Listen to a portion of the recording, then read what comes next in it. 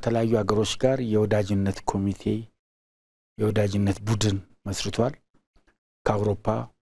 ከምስራቅ አውሮፓ ከኤዥያ እና ላቲን አሜሪካ ከመካከለኛ ምስራቅ ከአፍሪካ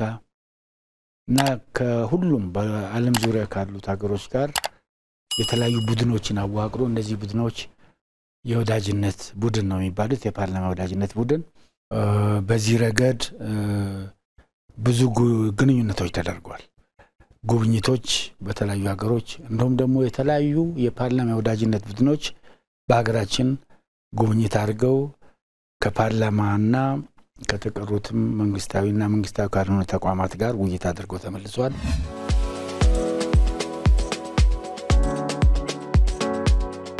የውጭ ግንኙነታችን ትልቁ ትኩረት ጎረቤት ሀገሮች ላይ ነውና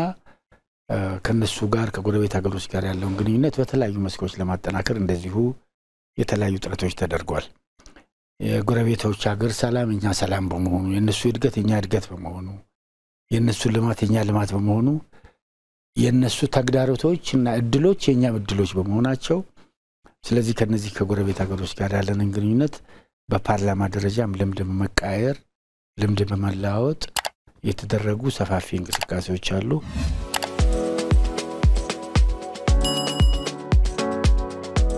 የውጭ ግንኙነት በፓብሊክ ዲፕሎማሲ ረገድም እንደዚሁ ማለት ነው ይሄ እንግዲህ ፓብሊክ ዲፕሎማሲ ስንል የህዝብ ለህዝብ የሚያደርጋቸው ግንኙነቶች ተቋማት የሚያደርጓቸው ግንኙነቶች ለምሳሌ ሲቪል ሶሳይቲው የከፍተኛ ትምህርት ተቋማት የእምነት ተቋማት ታዋቂ ግለሰቦች አርቲስቶች የሚዲያ ተቋማት ከሌሎች ወገኖች ከሌሎች ሀገሮች ካሉት ተመሳሳይ አቻ ተቋሞች ጋር የሚያደርጓቸው ግንኙነቶች መበረታታት እንዳለባቸው ይታመናል በዚህ ረገድም ከሞላ ጎደል ያሉ ፍላጎቶች አሉ በተግባር ደረጃም ደግሞ የተሰሩ ስራዎችም ይኖራሉ ይበልጥ ግን መስፋትና ተጠናክሮ መቀጠል አለባቸው ተብሎ ይታሰባል ከህዳሴ ግድብ ጋር በተያያዘ በህዳሴ ግድብ ዙሪያ ያልተገቡ እንቅስቃሴዎች በሌሎች ወገኖች ሲደረጉ ቆዩትን ለማክሸፍም በፓርላማ ደረጃ ካቻው ፓርላማ አባላት ጋር በተገናኘንበት ወቅት በተገናኘንበት የኔ ማስረዳት ነገር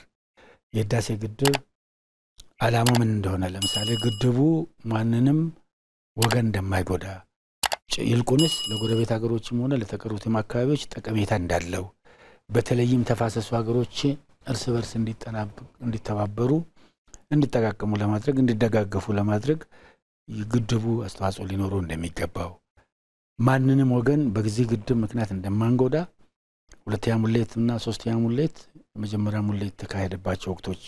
ፈተናዎችን ለማቋቋም የተደረጉ ጥረቶች ነበሩ ይሄን ለተቀረው ዓለም ክፍል የማስረዳቱ ስራዎች በስፋት ተሰርቷል አሁን ህዳሴ ግድቡም እንደሚታወቀው ወደ ውጤት የተቀረበበት ሁኔታ ነው ያለው ሌላው ደግሞ በዚህ በሰሜኑ ሀገራችን ክፍል የነበረው ግጭት ሰላማዊ በሆነ መንገድ አግባብ የተፈታበትና የፕሪቶሪያ ስምምነት በተግባር ያለበት ሁኔታ ነው ያለው ሌሎችንም ችግሮች በዚህ ደረጃ ለመፍታት በኢትዮጵያ በኩል ሁሉ ጊዜም ፍላጎት እንዳለ የውስጥ ችግሮችን ሁሉ ጊዜም ሰላማዊ በሆነ መንገድ ከየትኛውም ወገን ጋር ጠረጴዛ ዙሪያ ተቀምጦ የመነጋገር ፍላጎት በአመራር በኩል እንዳለ የፓርላማው ይሄን መንፈስ ነው ለአቻዎቹ ወገኖች ሲገልጽ ቆየው